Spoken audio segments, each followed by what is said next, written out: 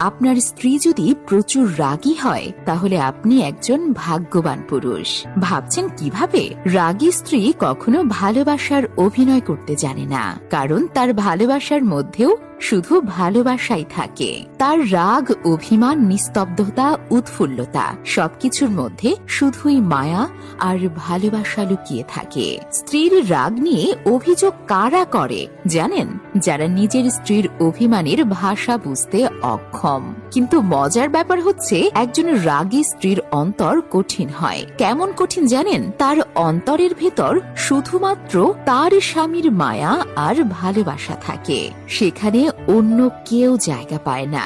এজন্য আপনি আপনার স্ত্রীর কাছে যান, পাশে বসুন আর তাকে নরম সুরে বলুন, ওই শোনো না ময়না, আমি জানি তুমি আমাকে অনেক মায়া করো, তুমি আমাকে আমার চেয়েও বেশি ভালোবাসো। আমার সুখ তোমাকে আনন্দিত করে, আমার দুঃখ তোমাকে ব্যথিত করে। আমি তোমার কার্বন ডাই অক্সাইড আর তুমি আমার অক্সিজেন। তোমার ভালোবাসা, শাসন, বকা, হাসি, চোখ রাঙানো, জিভ ভাঙানো সবকিছুতেই আমি সমান ফিল পাই, কারণ আমি জানি এই সব তোমার ভালোবাসার ভাষা।